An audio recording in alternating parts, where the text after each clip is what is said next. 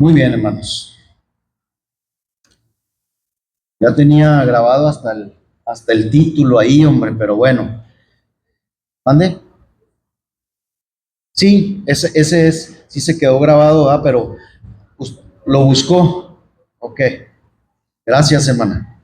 Muchas gracias. Bueno, los niños pasan, todos los niños pasan con su maestra.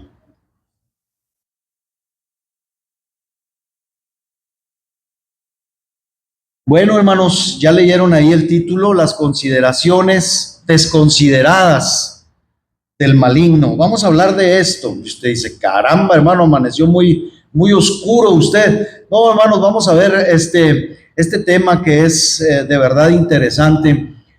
Vamos a hablar de este personaje que todos conocemos llamado Job y de cómo su vida se desarrolló en medio de una pugna y de una lucha y de muchas cosas, hermano, que a veces nosotros no entendemos siquiera, ni siquiera entendemos, es más, a veces no creemos en estas cosas, pero vamos a sacarle el mayor provecho, hermanos, el mayor provecho positivo, no negativo, aunque el título se oiga así, muy de película de terror, vamos a hablar en el sentido más positivo posible.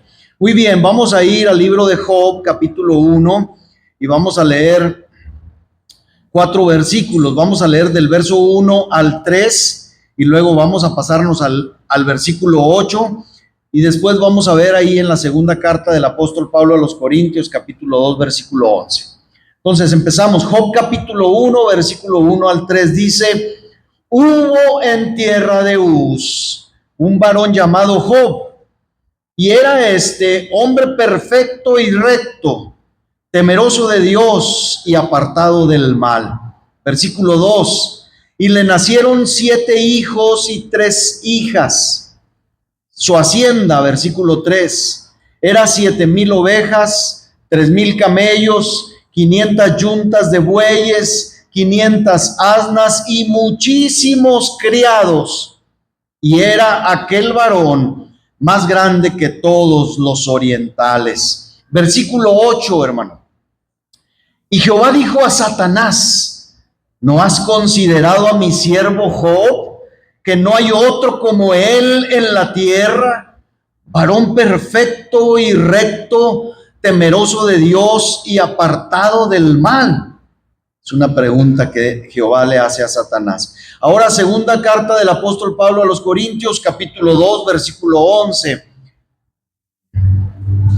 Dice el apóstol a los Corintios, les dice: para que Satanás no gane ventaja alguna sobre nosotros, pues no ignoramos sus maquinaciones. Y en este versículo, hermano, yo creo que se encierra el objetivo o el objeto de esta enseñanza, de este sermón. Para que Satanás, dice, no gane ventaja alguna sobre nosotros, pues no ignoramos sus maquinaciones, o sí las ignoramos, hermanos. Yo creo que muchas veces sí las ignoramos. Pero, hermanos, iniciemos diciendo, a través de esta lección que creo que usted debe conocer, cuán verdaderamente inciertas, inseguras son todas las cosas terrenales, hermano. ¿No cree? Si usted lee el libro de Job completo, y ahorita leeremos algunos versículos más, nos vamos a dar cuenta, hermano, que las cosas terrenales, sean lo que sean, son sumamente inciertas. Por lo tanto, podemos decir que es sumamente insensato que el creyente haga su tesoro en cualquier otro lugar que no sea el cielo, ¿verdad? Cualquier otro lugar que no sea el cielo donde nosotros pongamos el corazón, hermanos, es insensato. Es una insensatez. Y así que inicio esta introducción y yo espero que la disfrute, hermanos, de esta manera, porque la prosperidad de Job, imagínense, el versículo 3 nos dice mucho, hermano, de la prosperidad de Job. La prosperidad de Job prometía toda la estabilidad que puede ser prometida bajo el cielo. ¿No cree? Yo no sé, hermano, si convertimos esas 7,000 ovejas, si convertimos esos 3,000 camellos, esas 500 yuntas de bueyes, esas 500 asnas y muchísimos criados a nuestro tiempo, ¿qué sería, hermano? ¿Cuánta riqueza, no cree? Y pudiéramos decir cuánta estabilidad dan estas posesiones.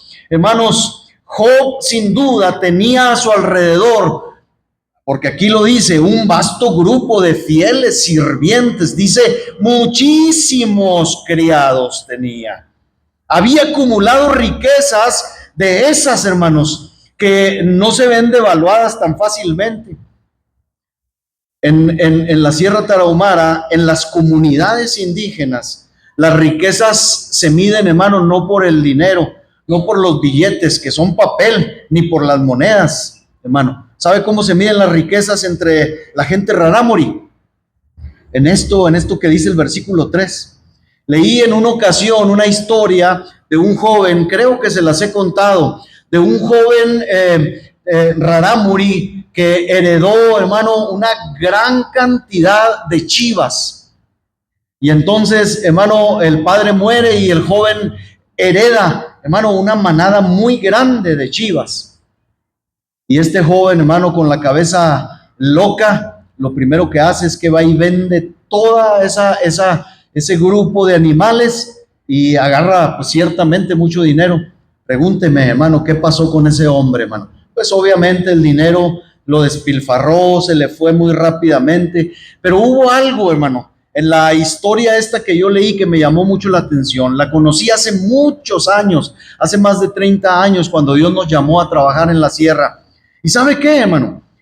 Lo que me llamó la atención es que la gente de la comunidad, las personas mayores y los que vivían en esa comunidad donde este joven vivía también, consideraban que este muchacho había perdido la cordura, que se había vuelto loco. Ciertamente, hermanos, es una locura. Pues parece que Job, hermanos, tenía de este tipo de posesiones, de riquezas, que no se devalúan tan fácilmente. Porque, hermanos, no sé cómo se diga, dice aquí, ovejas, camellos, yuntas, los bueyes se manejan por yuntas, por manadas, por recuas, o no sé cómo se diga, cada uno de estos grupos de animales. Pero, hermano, usted sabe que estas riquezas se multiplican por sí solas, ¿verdad? Se multiplican. Ojalá, hermanos, nosotros tuviéramos hoy en día este tipo de riquezas, pero si usted y yo compramos un vehículo, en cuanto usted lo saca de la agencia, se devalúa, pierde su valor en un grado bastante alto. Sin embargo, estas riquezas que Job tenía, hermanos, eran de esas que no se devaluaban tan fácilmente.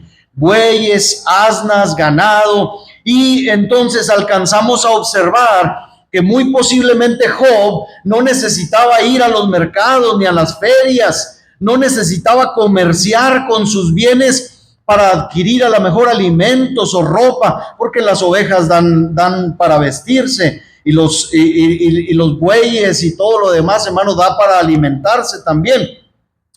Probablemente también desarrollaba necesariamente, creo yo, procesos agrícolas a gran escala, porque tener tantos animales, hermano, requiere darles de comer. Entonces, muy probablemente, necesariamente, desarrollaba procesos agrícolas a gran escala en su hacienda, y posiblemente cultivaba dentro de su territorio todo lo que su casa requería.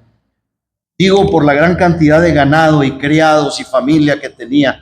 Sus hijos, si hablamos de ellos, eran lo suficientemente numerosos. ¿Cuántos son, hermano, en total?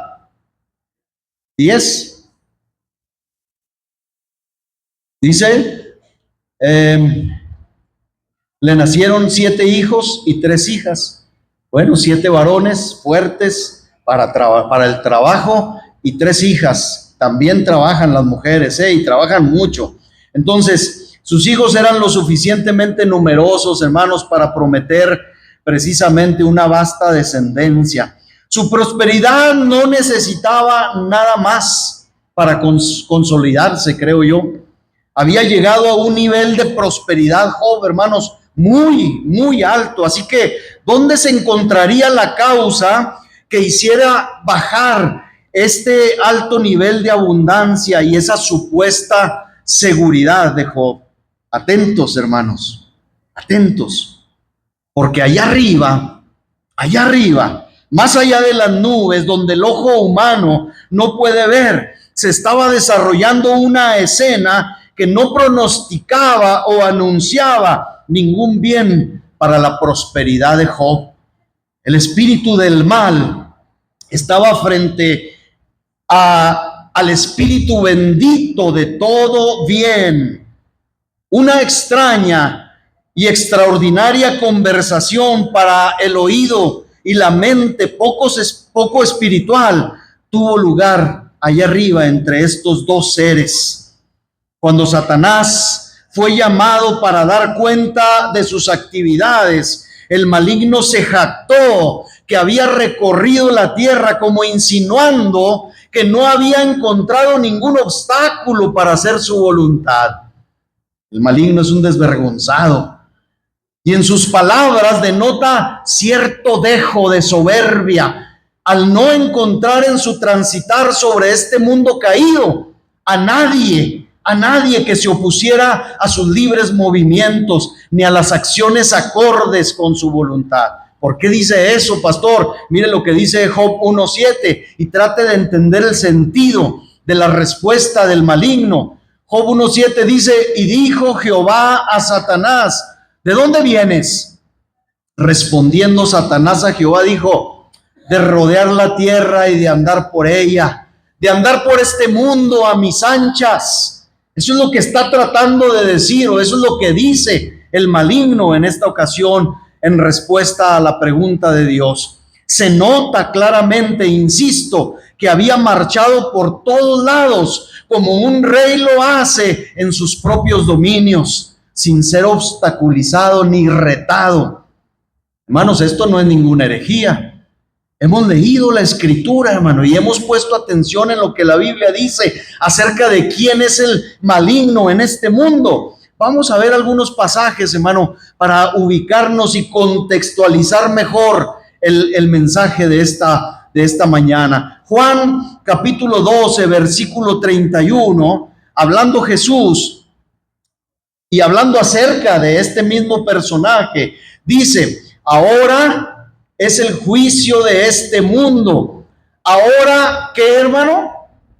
El príncipe de este mundo, dice, será echado fuera. ¿A quién se refiere? A Satanás. Se refiere al maligno. Y Jesús lo menciona como el príncipe de este mundo. Otra, Jesús, hablando del ministerio del Espíritu Santo, dice que Él nos convence o nos convencería de pecado, de justicia, y dice Juan 16:11, y de juicio, dice, por cuanto que, otra vez dice, por cuanto el príncipe de este mundo, dice, ha sido ya juzgado. Entonces, note cómo Jesús nuevamente le llama por este nombre a Satanás, el príncipe de este mundo. Pablo, hablando a los corintios y hablando acerca de lo que él hace, de sus obras, a lo que se dedica el diablo en este mundo, dice a los corintios, segunda carta, capítulo 4, versículo 4, dice, en los cuales, dice, el Dios de este siglo. Fíjese, Pablo no le llama príncipe, le llama el Dios de este siglo, cegó el entendimiento de ¿quién? De los incrédulos. ¿Para que qué? Para que no les resplandezca la luz del evangelio de la gloria de Cristo, el cual es la imagen de Dios. Entonces, hermano, cuando usted y yo predicamos la palabra, estamos enterados de que a veces la gente no quiere o lo vemos a la gente como con una venda. con una ceguera tal que aunque nosotros le mostremos una luz resplandeciente en el Evangelio y en Cristo, no la pueden ver. ¿Por qué? Porque dice el apóstol Pablo que ¿qué? Que el Dios de este siglo, hablando del diablo, ciega el entendimiento de los incrédulos para que no les resplandezca la luz del Evangelio. Pablo también, al referirse a la antigua condición de los efesios y de todos los que estuvimos sin Dios, porque ahí también cupimos nosotros, le dice a los Efesios 2:2, dice Pablo que en otro tiempo anduvimos, dice, siguiendo la corriente de este mundo, pero no solamente es una corriente, hermano, mundana, así, nada más, sino que esa corriente del mundo es conforme a ¿qué? Conforme al príncipe de la potestad del aire, dice, el espíritu que ahora opera en los hijos de desobediencia. Otra vez, hay un principado, hay una autoridad y hay secuaces, hermanos, malignos que operan, hermanos, y que operaron en nosotros cuando seguíamos la corriente de este mundo. Gracias a Dios estamos libres de esto. ¿Quiere un poquito más? Vayamos a la tentación de Jesús, hermanos, allá en el monte, en el desierto. Mateo 4:8-9. Dice, otra vez le llevó el diablo a un monte muy alto y le mostró ¿qué cosa? Todos los reinos del mundo y la gloria de ellos, dice ahí. Y el versículo 9 dice, y le dijo, todo esto te daré si postrado me adorares. Y hermanos, en esto, usted y yo podemos decir, qué ridículo el diablo, pues si el Señor es rey de toda la tierra. Sí, hermanos, el Señor es rey sobre la tierra, pero todavía no gobierna, hermano, completamente en este mundo. Ahorita, los reinos de este mundo están bajo el poder del diablo, como dice aquí, y por eso con todo descaro y desfachatez, el enemigo le ofrece a Jesús como una tentación, hermanos, tremenda para Jesús, darle el poder y la gloria de todos los reinos de este mundo. Mire, la pugna de la que Dios habló al inicio de los días de la humanidad, hermanos, pocas veces se recuerda o se toma en cuenta. La perdemos de vista, hermano.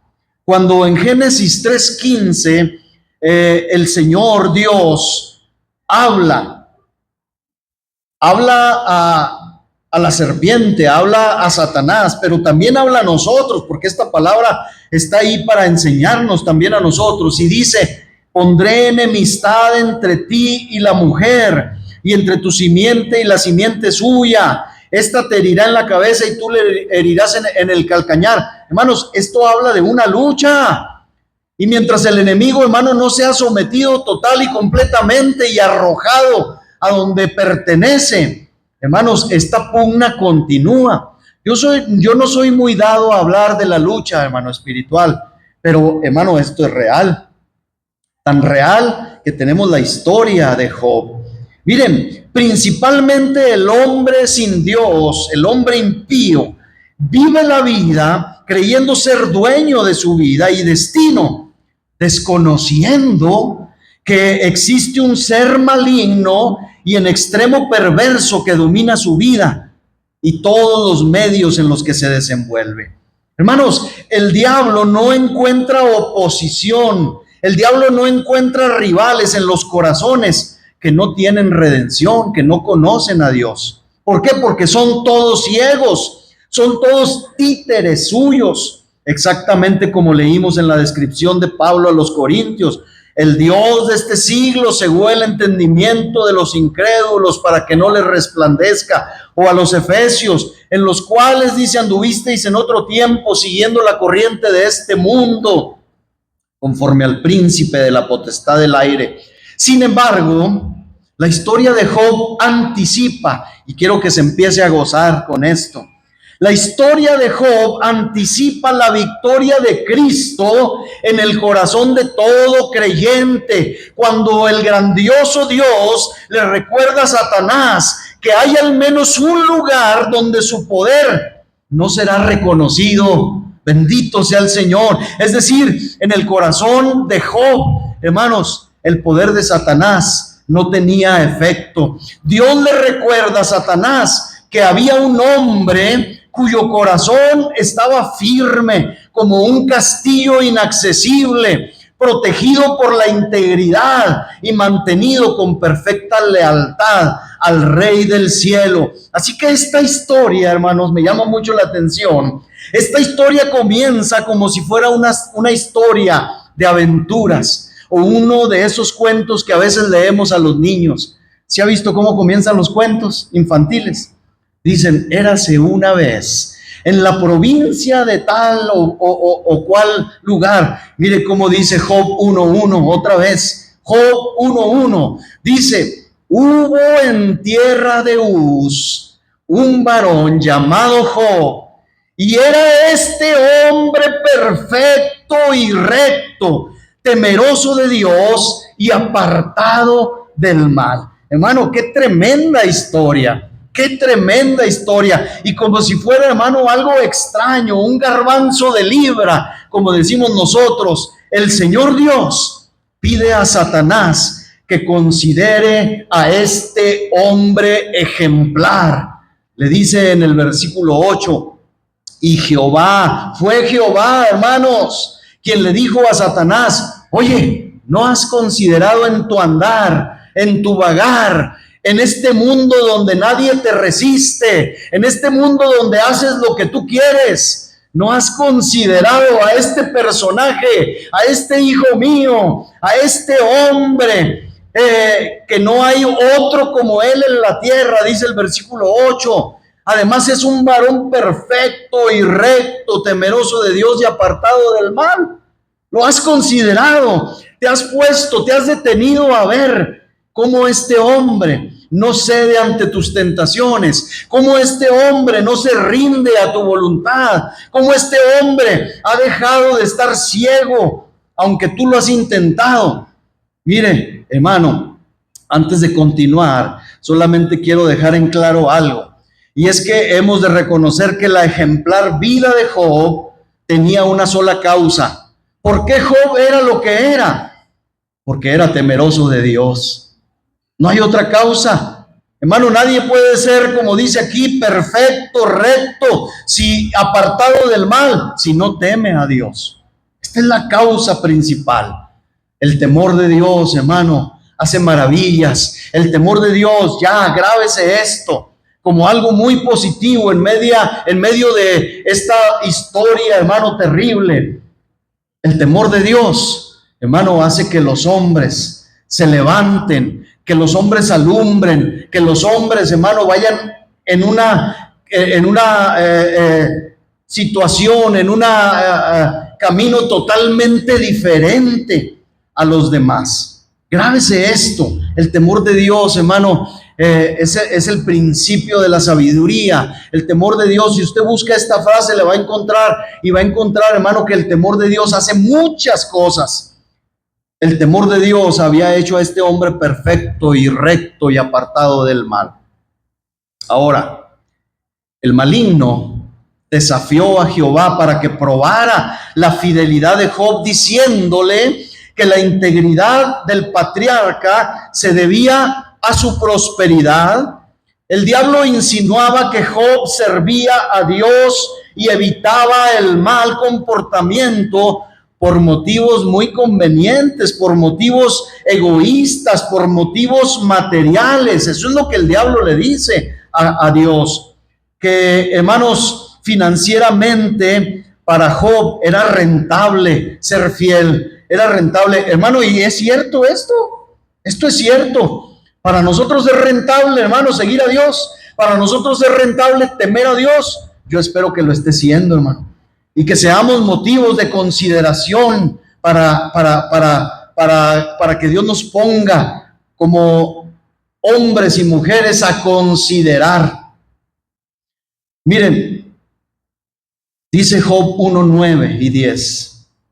Respondiendo Satanás a Jehová, dijo: ¿acaso teme Job gratis? ¿A poco nomás porque sí Job te teme? ¿De balde? ¿De gratis? ¿Nomás porque sí? Dice el versículo 10. No me digas que no le has cercado alrededor a él y a su casa y a todo lo que tiene. No me digas que no has bendecido el trabajo de sus manos y que por tanto sus bienes han aumentado sobre la tierra. Mire, hermano, cómo es el maligno. Pues bien, el Dios del cielo aceptó el reto del maligno y le dio permiso para quitarle todas las misericordias que sostenían la integridad de Job, según afirmaba Satanás. Y entonces derribar todas las obras exteriores, todos los apoyos, para ver si una vida se sostendría por pura gracia, sin necesidad de todo lo material. Por eso quise empezar, hermano, este sermón diciendo, hermano, cómo son volubles las cosas terrenas. ¿Por qué? Porque esto está en juego, hermano, todos los días. Las cosas que vemos, las cosas que tocamos, hermanos, son tan volubles, tan volátiles, tan inestables, hermanos, que entran en pugna a veces entre Dios y el enemigo de nuestras almas para probar nuestra fidelidad. Y a consecuencia de esto, ¿qué sucedió? Pues toda la riqueza de Job desapareció en un negro día y no le quedó ni un solo hijo que le aportara o le diera consuelo al corazón de Job. Job 1:13 en adelante dice, 1:13, y un día, dice, aconteció que sus hijos e hijas comían y bebían vino en casa de su hermano el primogénito, versículo 4. Y vino un mensajero a Job y le dijo, estaban arando los bueyes y las asnas, paciendo cerca de ellos, y acometieron los sabeos. Los sabeos era una tribu que rodeaba la tierra de Uz. Acometieron los sabeos y los tomaron, y mataron a los criados a filo de espada. Solamente escapé yo para darte la noticia. Versículo 16. Aún estaba hablando cuando vino otro que dijo, fuego de Dios cayó del cielo, que quemó las ovejas y a los pastores y los consumió. Hermano, eso de que fuego de Dios habría que verse, ¿verdad? Y analizarse. Si fue fuego de Dios o fuego del maligno lo que quemó las ovejas. Dice, y los consumió. Solamente escapé yo para darte la noticia. Versículo 17. Todavía estaba hablando y vino otro que dijo, los caldeos, otra tribu, hicieron 3 escuadrones y arremetieron contra los camellos y se los llevaron y mataron a los criados a filo de espada, y solamente escapé yo para darte la noticia. Versículo 18. Entre tanto que hablaba, vino otro que dijo, tus hijos y tus hijas estaban comiendo y bebiendo vino en casa de su hermano el primogénito. 19. Y un gran viento vino del lado del desierto y azotó las 4 esquinas de la casa, la cual cayó sobre los jóvenes y murieron. Y solamente escapé yo para darte la noticia. Usted dice, qué historia, qué situación la de este hombre. Algunos de nosotros hemos vivido algo así, hermano, que una tras otra desgracia, hermano, llegue a nuestras vidas. Yo sé que todos hemos sufrido embates, yo sé que todos hemos sufrido, hermano, pérdidas, pero hermano, de esta forma, miren, aún así, lo maravilloso de esta historia es que a pesar de todo, Job se mantuvo fiel, se mantuvo inconmovible ante Dios. Job 1:20, Job 1:20. Entonces Job se levantó y rasgó su manto y rasuró su cabeza y se postró en tierra y adoró. Hermanos, hay muchos motivos para postrarnos, ¿verdad? Muchos motivos para postrarnos. Pero Job aquí, hermano, ante la pérdida, no renegó. Hermano, ciertamente mostró dolor, dice, rasgó su manto, rasuró su cabeza. Pero hermano, me llama la atención que dice, se postró en tierra y adoró.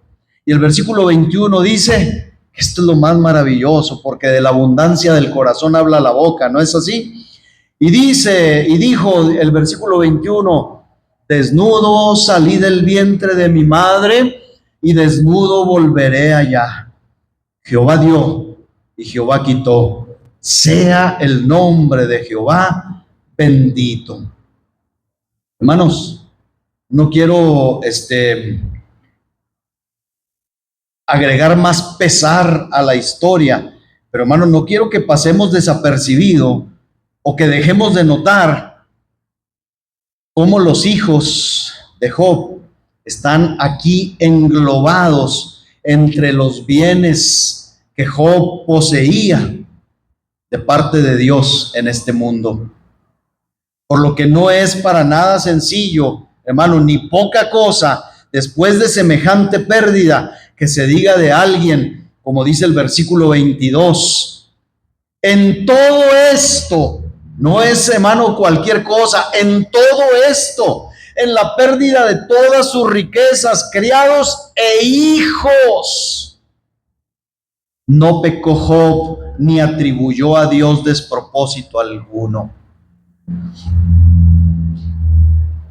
Qué gran enseñanza, hermano. Qué difícil debe ser mantenerse firme sin atribuir a Dios despropósito alguno después de todo esto.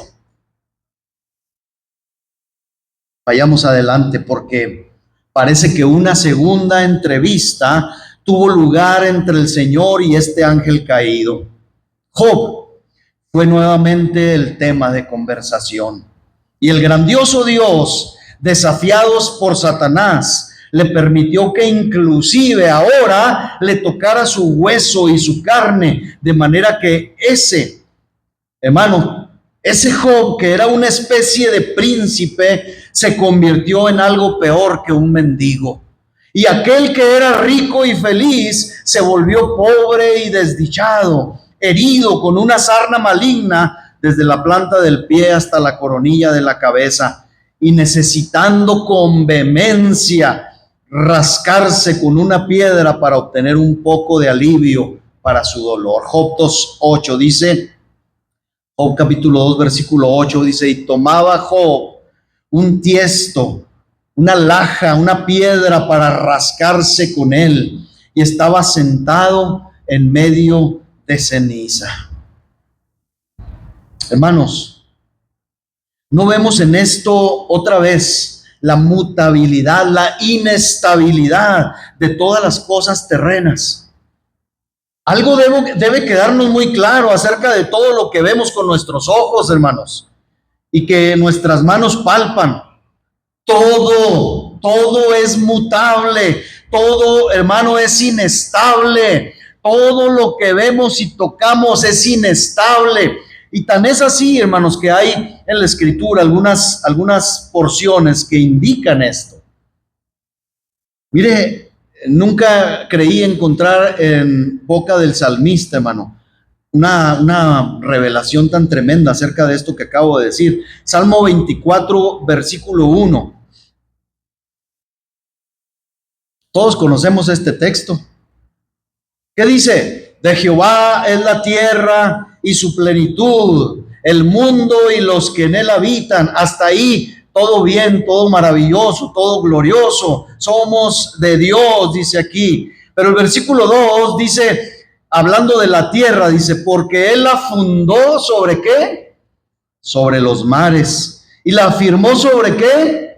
Sobre los ríos. Hermanos, hemos de saber y no perder de vista que, hermanos, la tierra está fundada sobre los mares y afirmada sobre los ríos, y por lo tanto no debemos sorprendernos que este mundo, que esta tierra cambie con frecuencia. Por eso la tierra tiembla, hermano. Por eso la tierra está en constante cambio. No debemos poner nuestra confianza, pues, en ninguna cosa bajo las estrellas, recordando siempre que la palabra cambio está escrita en la frente de la creación. No digamos, por tanto, hermanos, nunca, como dice el salmista, capítulo 30 de Salmos, versículos 6 y 7. Salmo 36 y 7. En mi prosperidad, escuche, en mi prosperidad dije yo, no seré jamás conmovido. Hermano, nunca salgan de nuestra boca, hermano, estas palabras. Dice el versículo 7, porque tú, Jehová, con tu favor me afirmaste como monte fuerte, pero cuando escondiste tu rostro, entonces fui turbado, dice el salmista. ¿Se da cuenta? Entonces no digamos, hermano, yo jamás voy a ser conmovido, lo que tengo me basta y me sobra para mí, para mis hijos y mis próximas 2 o 3 generaciones, hermano. Eso no existe. Si Dios, hermano, esconde su rostro, vamos a ser turbados y conmovidos. Hermanos, la mirada del ojo de Dios puede sacudir nuestro monte y convertirlo en polvo. El toque de su pie puede convertir nuestra vida, hermano, como el Sinaí, derretirnos como cera, envolvernos completamente en humo. Estaba viendo hace unos días un programa, esos de History Channel o algo así, donde en el monte Sinaí, hermanos, los arqueólogos han descubierto, hermano, que la presencia de Dios estuvo ahí. Dicen que hay señas, hermano, de un incendio terrible en el monte Sinaí después de tantos siglos. Hermano, a mí me gozaba cuando escuchaba esto, hermano, que era un programa secular, pero decía, hermano, que hay rastros de piedras, hermano, donde se ve que hubo un gran incendio ahí. La Biblia dice, hermano, que cuando Dios se posó en el monte Sinaí, el monte humeaba completo. No solamente era la zarza ardiendo, el monte completo humeaba y temblaba. Hermano, así es nuestra vida. Así es nuestra vida cuando Dios, hermano, nos turba, cuando Dios esconde su rostro. Y usted dice, bueno, ¿qué nos queda entonces, hermano? El panorama es muy sombrío aún para nosotros como creyentes. ¿Cuál debe ser nuestra actitud cristiana en la vida? Mire cómo dice Pablo a los Colosenses, capítulo 3, versículo 1. Si pues, dice Pablo, habéis resucitado con Cristo, buscad las cosas de arriba donde está Cristo sentado a la diestra de Dios. Versículo 2, poned la mira otra vez en las cosas de arriba, no en las de la tierra. Y Mateo 6, 19, de boca de nuestro amado Salvador, 19 y 20, dice, no os hagáis tesoros en la tierra, donde la polilla y el orín corrompen, y donde ladrones minan y hurtan, versículo 20, sino haceos tesoros en el cielo, donde ni la polilla ni el orín corrompen, y donde ladrones no minan ni hurtan. ¿Dónde está, hermanos, nuestro tesoro? ¿Dónde está? Un monje del siglo XII, llamado Bernardo de Claraval, puede enseñarnos un poco, hermano, al describir la naturaleza del gozo que Dios da, del gozo espiritual, en contraste con los placeres mundanos. Este hombre dice acerca del gozo de Dios, ese es el principal y verdadero gozo que no puede ser concebido por la criatura, dice, sino que debe ser recibido del Creador, el cual, una vez tomando posesión de él, nadie puede arrebatarles. Comparado con él, con el gozo de Dios, dice, todo otro placer es un tormento. Comparado con el gozo de Dios, todo gozo es aflicción. Todas las cosas dulces son amargas, toda gloria es vileza y todas las cosas deleitables son despreciables. Así, hermano, de maravilloso es el gozo de Dios y lo que Dios, hermano, nos ha dado y lo que nos ha llamado a buscar y a hacer. Y habiendo dicho todo esto, les pido que acepten todo lo que acabo de decir, todo lo anterior, hermanos, como una simple introducción a la parte principal de nuestro sermón.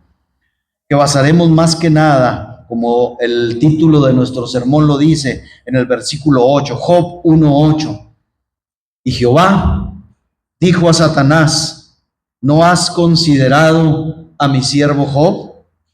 Y entonces, en primer lugar, hermanos, la pregunta es: ¿en qué sentido puede Satanás considerar al pueblo de Dios? ¿En qué sentido podrá Satanás considerar a los hijos de Dios, hermano? ¿Cómo? ¿De qué manera?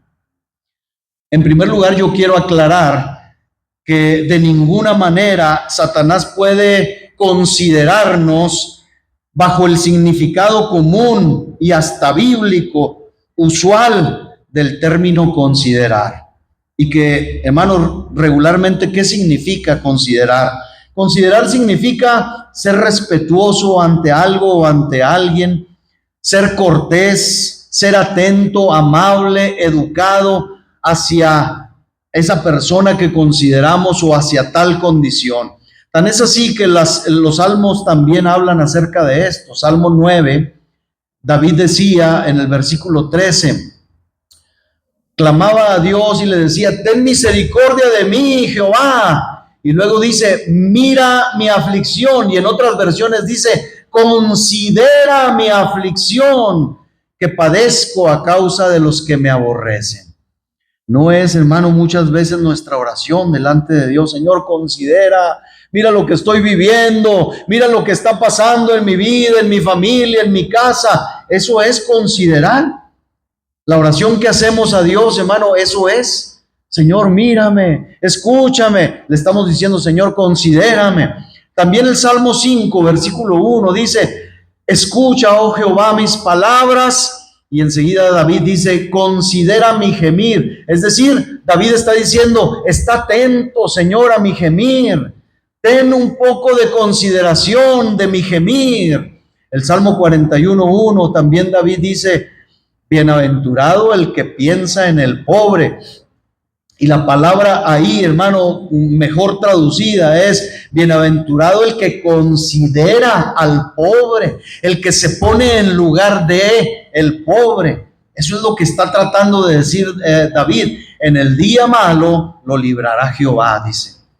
Estos ejemplos, hermanos, de consideración y muchos más implican buena voluntad, implican una inspección cuidadosa del objeto de benevolencia con miras a una sabia y correcta obra de amor.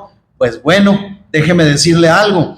Debo decir que en este sentido, en el sentido en que David habla en los Salmos, o en el sentido en que usted y yo podemos ponernos en lugar de otro cuando sufre, Satanás, el diablo, hermano, no considera nunca a nadie de esta forma. Para que no malentendamos esto, hermano. Satanás, si tiene alguna consideración, si tiene algún respeto, alguna cortesía, alguna amabilidad, alguna deferencia o respeto, es siempre y solamente hacia él mismo. Pero todas sus consideraciones de otras criaturas son malintencionadas.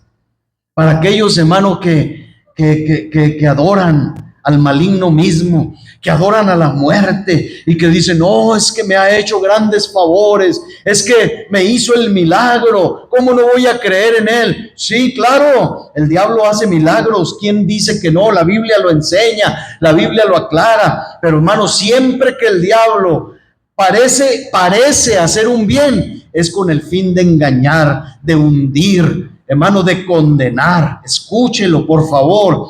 Entonces, ningún destello ocasional de bien vuela a lo largo y ancho de la negra medianoche del alma de este ser. Tampoco nos considera como se nos dice que consideramos las obras de Dios. Esto es con el objeto de obtener sabiduría, instrucción, relacionados al amor y a la bondad de Dios. Hermanos, la Biblia nos enseña o nos pide que consideremos las obras de Dios, porque cuando consideramos las obras de Dios, ¿qué sucede? Vemos a Dios en sus obras y adoramos a Dios por sus obras. Tan es así, hermanos, que hay cantidad de pasajes que hablan de esto. No está, hermano, sin embargo, no está en el diablo considerar las obras de Dios para obtener sabiduría, ni para adorarle, ni para creer más en Dios. No, hermano. Pero nosotros, hermano, consideramos de diferente forma. Cuando el proverbio nos llama a considerar sus obras de creación, es con el fin de que alabemos y reconozcamos al que está detrás de esas maravillosas obras. Un ejemplo muy sencillo está en Proverbios capítulo 6, versículo 6. Este pasaje lo leí yo en una de las conferencias de matrimonios, porque como matrimonios de esta obra pequeña de la creación, de este animalito, obtenemos mucha sabiduría. Proverbios 6:6 dice, ve a la hormiga, y ese ve dice, considera a la hormiga, oh perezoso. Y luego otra vez, mira sus caminos, considera sus caminos, ¿y qué?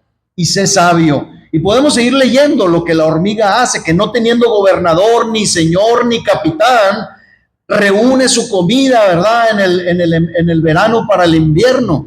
Es un animal muy sabio. Pero atrás de esta consideración, o de la consideración de este pequeño insecto o animal, encontramos, hermano, la mano de Dios, la guianza de Dios, la sabiduría de Dios, y podemos, hermanos, al nosotros considerar a este pequeño animal, ¿qué cosa? Adorar a Dios que está arriba de la hormiga, detrás de la hormiga, detrás de esta movilidad y sabiduría de este pequeño animal. Somos llamados a considerar a esta minúscula criatura, y que a pesar de ser tan pequeña es sobremanera sabia y precavida.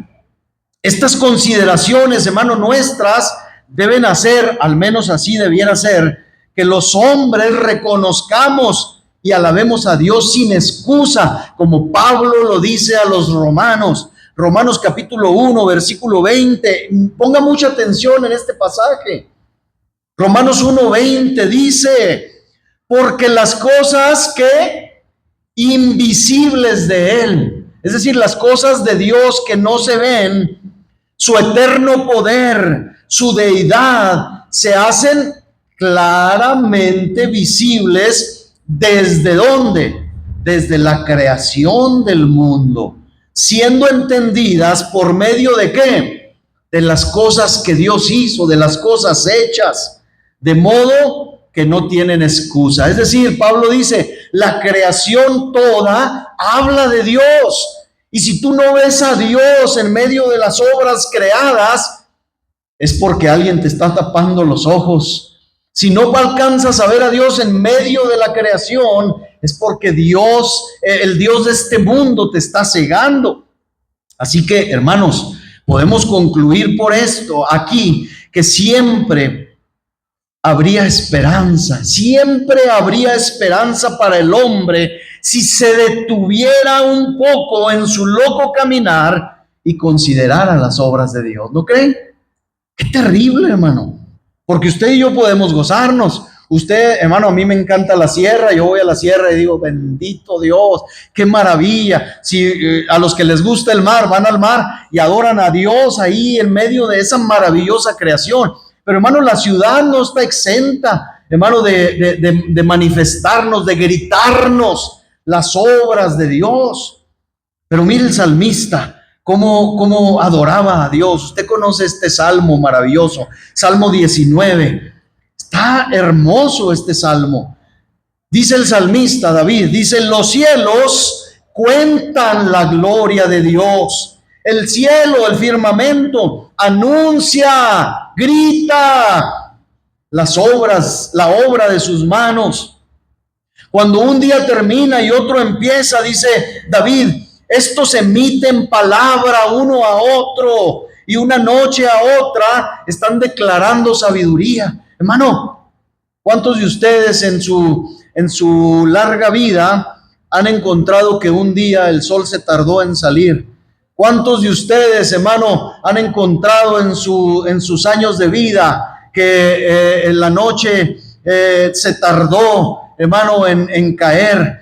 ¿Cuántos de nosotros, hermano, hemos visto que haya habido una falla, como dicen ahora las películas, hermano, en la Matrix? No, hermanos, la Matrix no existe, Dios sí, y Dios, hermano, controla todas las cosas. Mire, el versículo 3 dice, no hay lenguaje. David se pone poético, porque las obras de Dios, hermano, inspiran o deben de inspirarnos a la poesía, a la adoración, a la alabanza a nuestro Dios. No hay lenguaje, dice David, ni palabras, ni es oída su voz, pero por toda la tierra, dice el versículo 4, salió su voz y hasta el extremo del mundo sus palabras. En ellos, dice, puso tabernáculo para el sol. En el cielo Dios puso una morada, un tabernáculo, una casa para el sol. Y dice, y como esposo que sale de su recámara, se alegra cual gigante para correr el camino. De un extremo, dice el versículo 6, de los cielos es su salida y su curso hasta el término de ellos, y nada hay que se esconda de su calor. Benditas obras de Dios que nos muestran a un bendito creador, a un Señor que domina, que gobierna, que hizo todas las cosas a la perfección. Hermano, le pongo todos estos ejemplos, hermano, todas estas bendiciones que nosotros obtenemos en considerar las obras de Dios. ¿Qué creen? No existen, no se dan, no son parte de la naturaleza de Satanás, sino que cuando Él viene a nosotros como cristianos y considera nuestros caminos, se vuelve insensatamente más enemigo de Dios y más nuestro enemigo de lo que fue antes. La consideración que da Satanás a los santos de Dios es de este tipo. Déjeme le digo, entremos en materia. Lo que Satanás considera en nosotros, su pueblo, su iglesia, es que nos mira con sorpresa cuando considera la diferencia que hay entre nosotros y Él mismo. Un traidor, cuando conoce la completa villanía y negrura de su propio corazón, hermano, no puede evitar quedarse asombrado cuando es forzado a creer que otro hombre sí puede ser fiel. El primer recurso de un corazón traicionero es creer que todos los hombres son igualmente traicioneros. ¿Ha escuchado el dicho que dice, el león cree que todos son de su condición? Esto le calza perfectamente a Satanás, hermano. El traidor piensa que todos los hombres son traidores como él, o lo serían si pudieran obtener mejores beneficios que siendo fieles. El diablo cree, hermanos, también de nosotros, que si Dios nos priva de su favor y de su misericordia, renegaríamos y seríamos infieles. Y la pregunta y el reto, hermano, es para todos nosotros. ¿Seremos como Job? ¿Permaneceremos incólumes ante las pruebas, ante los ataques del enemigo? Pero hermanos, cuando Satanás mira al cristiano y lo encuentra fiel a Dios y a su verdad, lo considera como nosotros consideramos a un contumaz, necio, tal vez asombrados por su insensatez, pero maravillándonos de él y preguntándonos cómo una persona, como decíamos ahorita, viendo las obras de Dios, no puede ver a Dios. ¿O será que no quiere? No quiere ver a Dios. Satanás parece decir, un príncipe como yo, un colega del parlamento mismo de Dios, porque eso fue lo que fue Satanás. Yo no quiero someter mi voluntad a Jehová.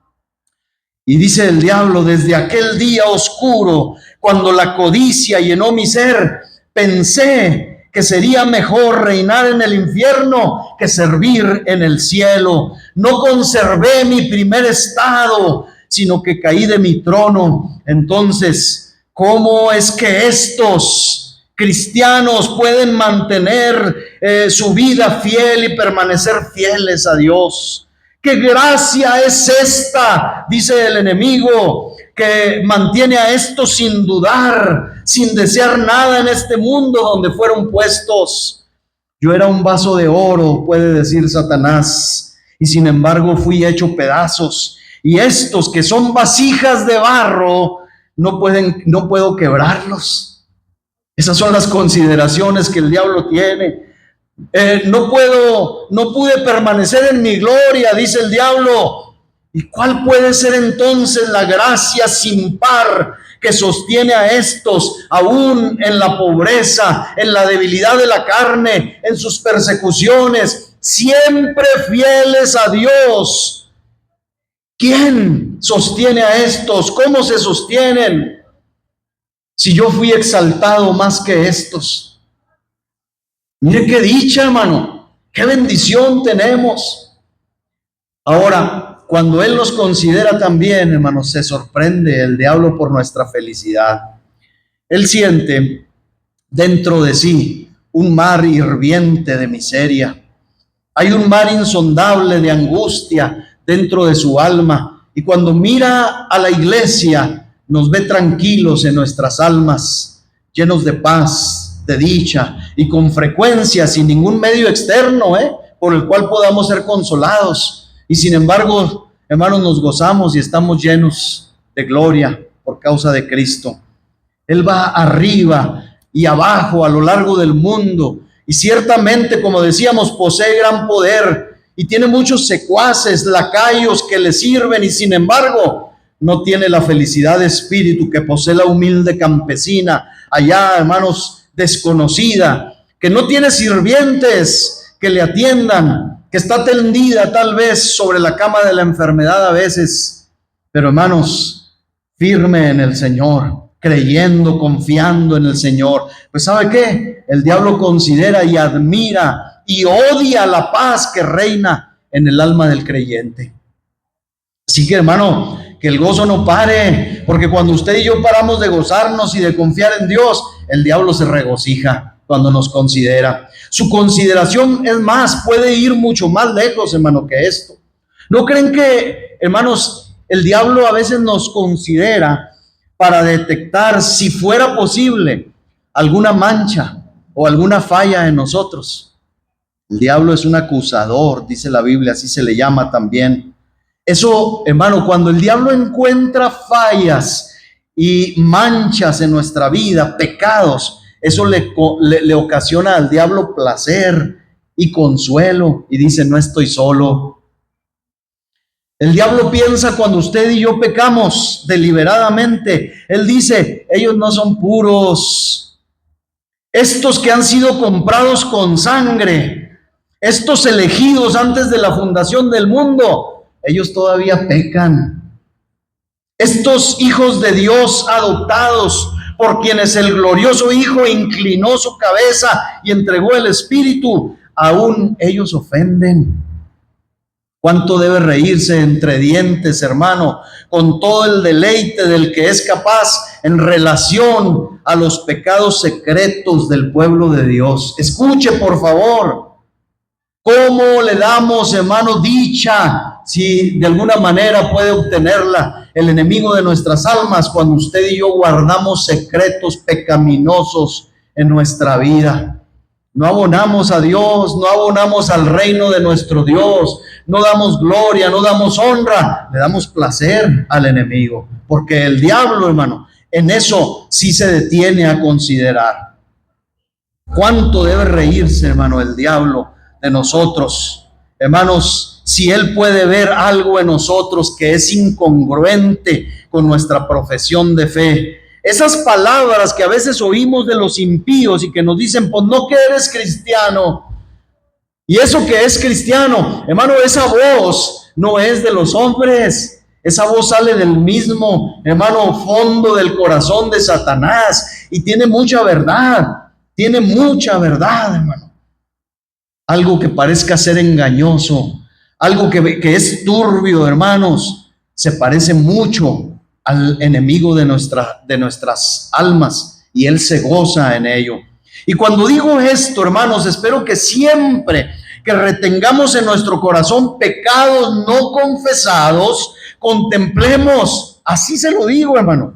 Ojalá Dios quiera, oro al Señor, que en mí mismo y en la iglesia de Dios, cuando retengamos pecados en nuestro corazón no confesados, no arrepentidos de ellos, podamos ver, podamos contemplar la risa y el contento del diablo. Hermano, ¿pero qué está diciendo? Sí, de verdad, hermano, porque el diablo considera esas cosas como triunfo sobre nosotros.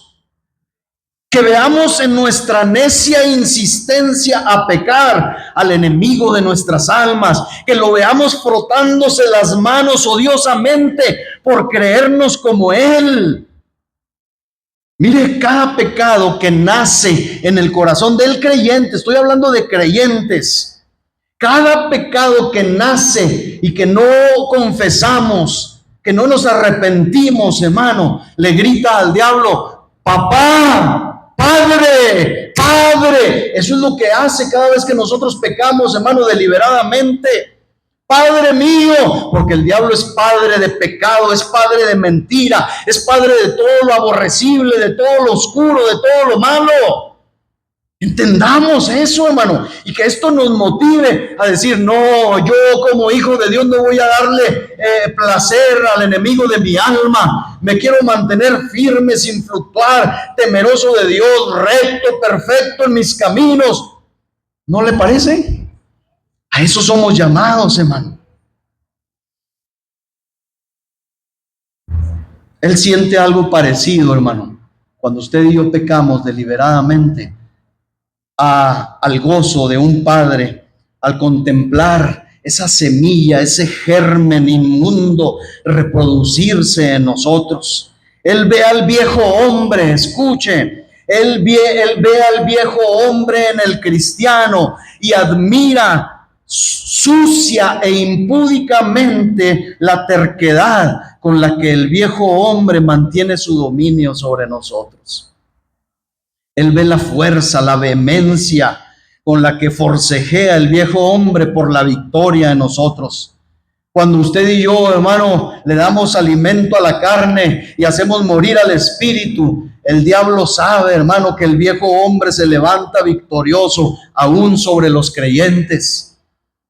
Y cuando nosotros hacemos lo contrario, hermanos, el diablo se enoja, considera, hermano, que no puede hacer mucho en nosotros. La astucia y la maña con las que una y otra vez el viejo hombre en ciertas ocasiones y momentos, en las oportunidades convenientes, emplea toda su fuerza y se mantiene vivo. Ahí el diablo, hermano, se regocija. Él considera nuestra carne pecaminosa, porque ciertamente la es, y la convierte a veces, hermano, en un libro en el que se alegra de leer sus obras malvadas.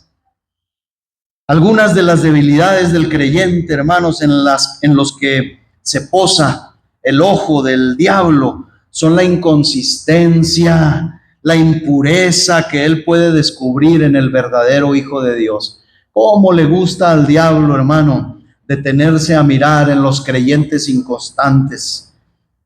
Inconstantes en todos sus caminos, dice el apóstol. ¿Cómo se goza el diablo, hermano, en las vidas impuras? A este respecto, hermanos, el diablo tenía muy poco que considerar en Job, porque Job era un hombre, hermano, temeroso de Dios. Temeroso de Dios. Y esto no es todo, hermano, sino más bien solo el punto de partida, de verdad se lo digo, de su consideración, de la consideración del enemigo. Porque no dudamos que él vea al pueblo de Dios, y especialmente le voy a decir algo. Yo sé que usted lo sabe, porque hay frases ya hechas que se mueven en nuestros círculos cristianos. Él ve al pueblo de Dios, pero especialmente a los que están en eminencia entre el pueblo de Dios, como las grandes barreras para el progreso del reino del mal. El diablo ve eso, hermano. Y así como el ingeniero, sí, que al proyectar hacer un ferrocarril mantiene su enfoque especial en las montañas que hay que atravesar, en los ríos, en las dificultades geográficas, el diablo, hermano, pone atención en los líderes. ¿Sabía usted eso? Sí, lo ha oído, yo creo, ¿va? Es que el diablo siempre le tira a la cabeza, dicen, le tira a los líderes. Así Satanás, hermano, contempla sus varios planes para adelantar su dominio en el mundo y considera de manera importante a tales hombres como Job. Precisamente, Job no era cualquier persona, hermano. Job era un hombre de quien Dios daba testimonio. Satanás debe haber considerado, imagínese usted, hermano, Satanás debe de haber considerado mucho a Martín Lutero, ¿no cree? Él debe decir del reformador: yo podría ahora navegar por todo el mundo si no fuera por ese monje odioso. ¿Por qué tuvo que dar inicio a ese movimiento que rompió la unidad engañosa de la supuesta única religión occidental?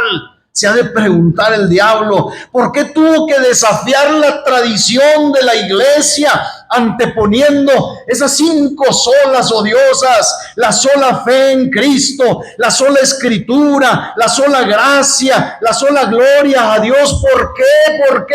¿Por qué? ¿Por qué tuvo que sacar a la luz la corrupción eclesiástica, el cobro de indulgencias y los cultos en un idioma que nadie entendía? Todos estaban bien, apacibles, dormidos. ¿Por qué? ¿Por qué? ¿Por qué terminó esto en una división religiosa y hasta en cambios políticos, culturales profundos en Europa? Pero no solo en Europa. ¿Por qué tuvieron que surgir y diseminarse como una plaga estas diversas iglesias protestantes? ¿Usted cree que el diablo no se pregunta, no se lamenta de esto, no considera estas cosas? El nombre de Lutero, ha de decir el diablo, está siempre en mi mente, obstruye siempre mi camino. Estos protestantes cabezas duras se oponen ahora y maltratan al que yo había hecho creer que era el sumo pontífice, el vicario de su Cristo. Si pudiera, hermanos, si pudiera regresar el tiempo y me pudiera deshacer de ese Lutero, dice el diablo, no tendría tantos problemas, aunque los mormones y los arrianos, testigos de Jehová y 1000 sectas más obstruyeran mi camino. Hermano, la piedra en el zapato fue ese hombre y otros más como Zwinglio y como Wycliffe y otros reformadores más que se levantaron por la gracia de Dios, hermano, para luchar por la verdad. ¿Cómo considerará, hermano, el diablo a estos? Pero ¿cómo nos considera a nosotros en nuestro tiempo? ¿Cómo considera nuestra vida, hermanos?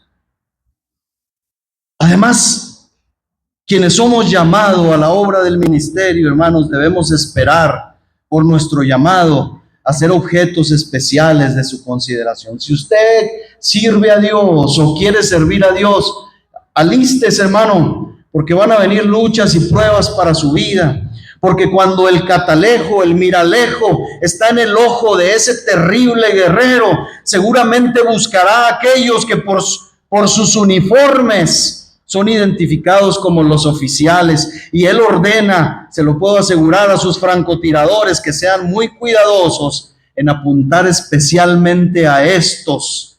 Porque él dice: si el que lleva el estandarte cae, entonces se obtendrá la victoria más fácilmente y nuestros oponentes saldrán huyendo más rápidamente. Esto es bíblico, hermanos. Usted y yo hemos leído acerca de 2 reyes, Israel y Judá, se unieron para pelear, y el ejército enemigo, ¿qué dijo? No le tiren a nadie más que al rey, denle al rey, tírenle al rey, y efectivamente así fue, obtuvieron la victoria. Oremos, hermanos, por los ministros de Dios, oremos por los líderes de la iglesia, pero hermanos, ¿quién más? ¿Quién más es de su especial interés y consideración? Déjenme checar, porque todo se nos volvió en nuestra contra, hermano, ahora. Hasta el reloj quiso dejar de funcionar. Todas las máquinas, hermano, están en nuestra contra. ¿Le paramos o le seguimos, hermano? ¿Qué hacemos? ¿A quién más, hermano, el diablo considera? Hermano, si eres más generoso que otros, si eres esforzado y valiente, si vives más cerca de Dios que otros, te voy a decir algo, así como los pájaros buscan y picotean principalmente la fruta más madura, así podemos esperar que Satanás estará más activo en contra tuya, en contra nuestra. ¿A quién le interesa, hermano, combatir por una ciudad cubierta de piedras y de rocas desnudas? O por un paraje lleno de hielo, hermano. ¿A quién le interesará luchar por eso? ¿Usted sabe por qué lucha, hermano, el país del norte por el país, hermano, sudamericano? ¿Sí sabe por qué lucha? No voy a decir nombres. No me vaya a decir que por la democracia, porque me va a hacer reír. Luchan por los bienes materiales, por el petróleo, por las tierras extrañas, dicen ahí, por las tierras raras, por los minerales. Hermano, el diablo no se va a fijar en una tierra estéril, se va a fijar en alguien que está produciendo frutos, como decíamos hace unas semanas. Dios nos ayude, hermano, porque Él quiere, hermano, combatir arduamente con quienes honran más a Dios. Él quisiera arrancar las joyas de Dios de su corona si pudiera, y arrancar las piedras preciosas del Redentor, inclusive de su propio pectoral. Entonces, Él considera al pueblo de Dios, hermanos, viéndonos como obstáculos para su reino. Él inventa métodos por medio de los cuales pueda quitarnos de su camino o contarnos con los suyos. Hermanos, se ha puesto a pensar, la oscuridad cubriría la tierra si Él pudiera apagar nuestras lámparas, hermano. Si el diablo pudiera apagar nuestras lámparas, esta tierra se quedaría en penumbras. De aquí que su perpetua consideración sea para hacer que fracasen los fieles de Dios entre los hombres. Así que, iglesia, sin malinterpretar las palabras de Pablo a los filipenses, tomemos nuestra vocación con seriedad. Filipenses 2:12, por favor, hermana. Dice: por tanto, amados míos, como siempre habéis obedecido, no como en mi presencia solamente, sino mucho más ahora en mi ausencia, ocupaos en vuestra salvación con temor y temblor. ¿Qué está diciendo Pablo? ¿Que nos vamos a salvar nosotros? No. Está diciendo, hermano, que debemos mantener nuestra salvación luchando y perseverando. Dice: porque Dios es el que en vosotros produce así el querer como el hacer por su buena voluntad. 14, hace todo sin murmuraciones y contiendas, para que seáis irreprensibles y sencillos hijos de Dios, como Job, sin mancha como Job, en medio de una generación maligna y perversa, en medio de la cual, ¿qué? Resplandecéis como luminares en el mundo, asidos de la palabra de vida, para que en el día de Cristo, dice Pablo, yo pueda gloriarme de que no he corrido en vano, ni en vano he trabajado. Entendamos, hermanos, que somos llamados a hacer, que somos llamados a estar ocupados en nuestra salvación, que somos llamados a ser cristianos verdaderos, que somos llamados a asirnos de la palabra de nuestro Dios y somos llamados a resplandecer, somos llamados a hacer ruido, hermanos. Este año hagamos ruido. ¿Y por qué uso esta palabra, hermano? Déjeme les digo, somos llamados a hacer ruido porque nuestra vida debe ser un motivo de consideración, no a permanecer en las sombras, hermano. La iglesia no fue llamada a permanecer en las sombras ni en el anonimato. Mire lo que dice el salmista, hermano. Hoy vimos algunos salmos maravillosos. Salmo 72, versículo 16. Escuche, por favor, porque aquí está usted y estoy yo.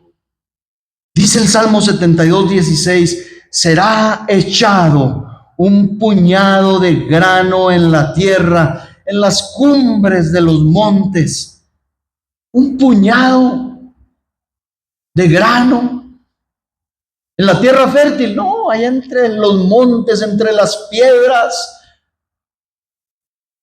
¿Qué esperanzas tenía usted? ¿Qué esperanzas tenía yo, hermano, de dar fruto, de darle gloria a Dios? Ninguna. No éramos muchos nobles ni muchos sabios, dice Pablo. Lo peor del mundo nos escogió Dios.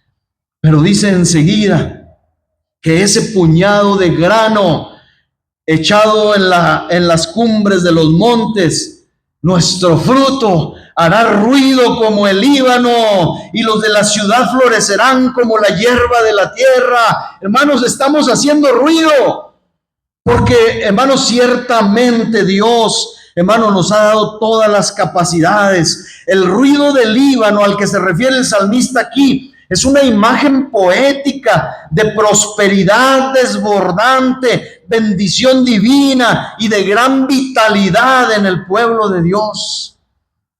Así que no se requiere mucha sabiduría, hermano, para discernir que el gran objetivo de Satanás al considerar al pueblo de Dios es dañarlo y destruir ese puñado de grano que fuimos echados en tierra. Ahora, si usted está pensando, ¿qué hace un pastor, como dije ahorita, pensando como Satanás? ¿No es este un mensaje muy negativo? Hermanos, no es el objetivo darle crédito a las valoraciones y consideraciones de Satanás. Más bien es o infundirnos miedo, no, tampoco, porque hay algo que también tengo muy claro yo, hermanos, y es que creo que el diablo se ha dado cuenta que no podrá destruir verdaderamente a los elegidos, a los comprados con sangre, a los herederos de la vida. Mi opinión es que él es demasiado buen teólogo para eso. Usted sabe que el diablo sabe de teología. El diablo sabe de Dios y sabe más que usted y que yo. El diablo es demasiado buen teólogo, escuche, para esto. Él ha sido frustrado tan frecuentemente cuando ha atacado al pueblo de Dios que difícilmente puede pensar que podrá destruir a la iglesia. Oyó de la boca de Jesús decir que ni las puertas del infierno prevalecerían contra nosotros. Lo escuchó y lo sabe. Él sabe, hermano, que no puede destruir a los elegidos. Hermanos, y aunque, hermano, tiene muchos servidores, el diablo, todos ellos saben una sola cosa. Hermano, ¿se acuerda de ese pasaje en el libro de Esther? Cuando, hermano, el malvado Amán llega triste a su casa y están ahí sus criados y su esposa, y él cuenta la historia, dice, es que Mardoqueo me está haciendo la vida imposible, no hay yo cómo acabar con este miserable judío. Hermano, lo que le decía ahorita, ¿usted cree que esa voz salió, hermano, solamente del corazón malvado de Amán? Era el diablo, hermano, mismo. Pero todos ellos saben una sola cosa. Vaya a Esther capítulo 6, versículo 13. Y aquí voy a parar, porque me quedan 3 hojas más. Continuamos la semana entrante. Esther capítulo 6, versículo 13. Si estamos, dice: contó luego Amán a Zeres, su mujer, y a todos sus amigos todo lo que le había acontecido. Entonces le dijeron sus sabios y Zeres, su mujer. Esto lo sabe el diablo perfectamente, hermano. Esto lo dicen los secuaces malignos de la iglesia. Si de la descendencia de los judíos, de los escogidos, del pueblo de Dios, es ese Mardoqueo delante de quien has comenzado a caer, no lo vencerás, sino que caerás, por cierto, delante de él. Aleluya, hermano.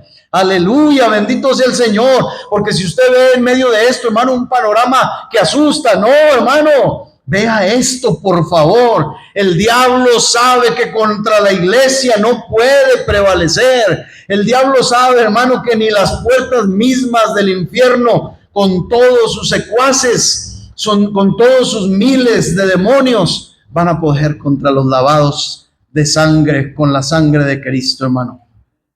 Voy a parar aquí, hermano, porque el tema es muy abundante y el tiempo es muy cruel. Hermano, ¿usted cree que Job fue un ser, hermano, un hombre especial a quien Dios, hermano, quiso solamente a él someterlo, hermano, a consideración ante el maligno? Hermano, la iglesia toda está bajo consideración. La iglesia toda, hermanos, estamos ahora, todos, escuche, todos, estamos siendo considerados, observados por el maligno.